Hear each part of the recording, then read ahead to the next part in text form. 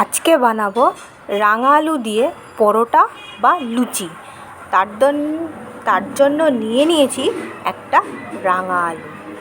আজকে একটা রাঙা আলু দিয়েই কিন্তু আপনাদের দেখাতে চলেছি লুচি বা পরোটা। যদি কম তেলে ভাজেন তবে হবে পরোটা, যদি বেশি তেলে ভাজেন তবে হবে লুচি। যারা যেরকম পছন্দ করেন ঠিক সেরকমভাবেই কিন্তু বানাতে পারেন।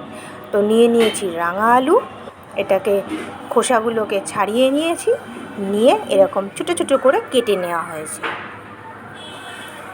যাতে সিদ্ধ তাড়াতাড়ি হয়ে যায়, কম সময় লাগে। আমি প্রত্যেকটা রান্নাতেই কিন্তু কম সময় নিই। তো কম সময় এটা প্রথমে একটু সিদ্ধ করে নেব। এই যে সিদ্ধ করা হয়ে গেছে, ওটা ছিল সিদ্ধ করার আগে, এটা হলো সিদ্ধ করার পরে। এরপরে বুঝতে পারছেন কি যেটা রাঙা আলু না। রাঙা আলু নিয়েছি, ধনেপাতা নিয়েছি, নুন নিয়েছি, আদা কুচি নিয়েছি, একটুখানি দই নিয়েছি, লঙ্কা কুচি নিয়েছি, রসুন কুচি নিয়েছি, আর নিয়েছি জোয়ান। যাদের গ্যাসের প্রবলেম থাকে তাদের কিন্তু খুবই ভালো জোয়ান দেওয়াতে। আটা নিয়েছি আর ময়দা নিয়েছি, দুটো মিক্সিং করে নেবো একসঙ্গে মিক্সিং করলে ভালো হয়। আর তারপর নিয়েছি ময়াম দেওয়ার জন্য তেলটা আগে ভালো করে মেখে নেব আটা আর ময়দার সাথে। তারপর টক দই দিয়েছি 2 চামচ। এরপর দিয়ে দিলাম জোয়ান, আদা বাটা, লঙ্কা বাটা, রসুন বাটা, ধনেপাতা কুচি কুচি করে কাটা, আর তেল দিয়ে তো আগেই মেখে নিয়েছি। জোয়ান দিলে অনেকের হজমের প্রবলেম হয় লুচি বা পরোটাতে, সেই জন্য কিন্তু জোয়ান দিয়েছি।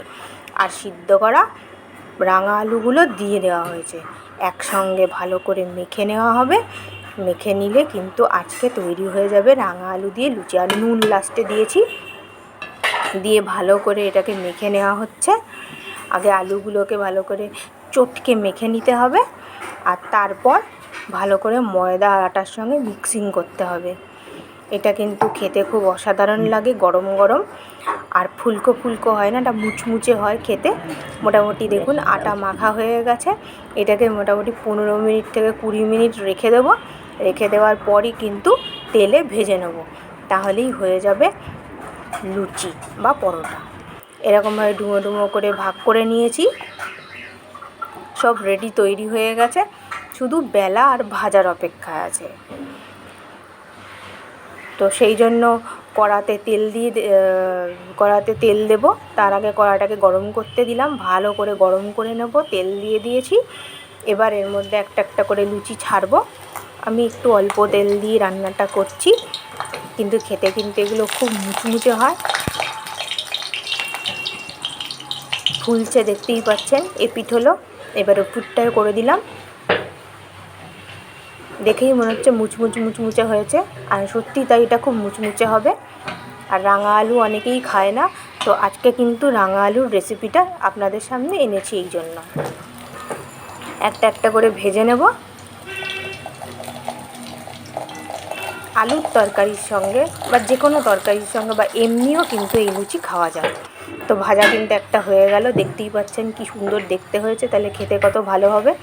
আপনারা তরকারি ছাড়াও কিন্তু এটা খেতে পারেন, ব্রেকফাস্টেও খেতে পারেন, বা টিফিন রেসিপি হিসেবেও নিয়ে যেতে পারেন অফিস কাছারিতে বা স্কুল কলেজে। ছোটো ছোটো করে ভেজেছি, একদম মুচমুচে ভাজা।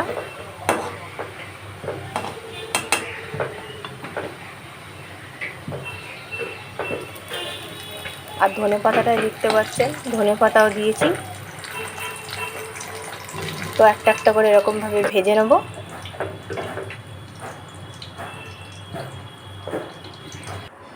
দেখুন তৈরি হয়ে গেল আজকে রাঙা আলু দিয়ে লুচি বা পরোটা। তো বন্ধুরা, আপনারাও বানিয়ে নিন। আপনারা যেখান থেকেই দেখছেন সাপোর্ট করুন, সাথে থাকুন, আর এরকমভাবে নিত্য নতুন রেসিপি দেখতে থাকুন।